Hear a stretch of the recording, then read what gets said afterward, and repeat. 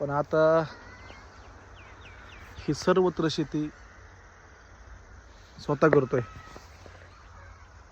आणि व्यवसाय स्वतःचा आहे.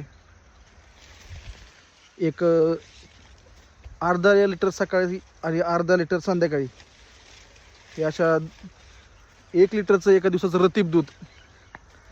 त्या रतीब दुधाचं आज घरच्यांना वाटलं की आपल्या घरची जर एखादी गाय तयार झाली तर ते पैसे वाचतील, हा तर संदर्भ कमीच, पण घरी दूध होईल, घरी शेती असल्यामुळे थोडं शेण पण होईल.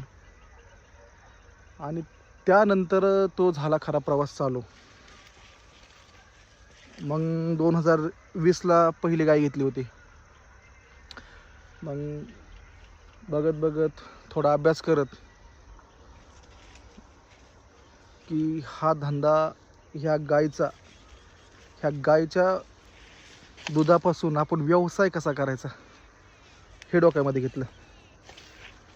आणि शेती असल्यामुळं, सर्वत्र गोष्टी जवळ असल्यामुळं मग ह्याचं धंद्यामध्ये रूपांतर केलं. आज एका गायीच्या जवळपास 15-16 गायी आहेत आणि 1 लिटर दुधाचा आज जवळपास 1 लिटर म्हणजे रतीब, 1 लिटर दुधाचा आज 150 ते 150 लिटर दूध आज पर डे घालतोय. तर कुठलीही गोष्ट करताना पहिलं विचार करत जा.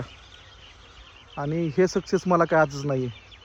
आज 2020ला चालू केलेला व्यवसाय आज 2026ला, आणि हा व्हिडिओ पण पोस्ट करतोय.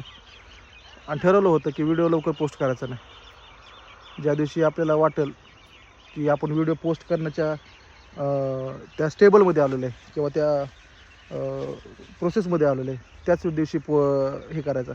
म्हणजे टार्गेट होतं माझं 100 लिटरचं, त्याच्यानंतरच मी व्हिडिओ पोस्ट करील. तेव्हा दूध डेअरीला सकाळचं 6 लिटर आणि संध्याकाळचं 7 लिटर दूध जायचं. पण 100 लिटर टार्गेट पूर्ण झाल्याच्या नंतर सुद्धा की असं वाटलं की आपण सक्सेस झालो आहे. पण शेवटी इच्छा अपेक्षा 100 लिटर पण थांबायचं नाही. अजूनही व्यवसाय वाढवायचा आहे, अजूनही 4 गोष्टी करायच्या आहेत. आणि दूध व्यवसाय करणाऱ्या प्रत्येक तरुणाला माहिती आहे की हा व्यवसाय डेफिनेटली आणि 100% हा रडवतो, हा 100% रडवतो.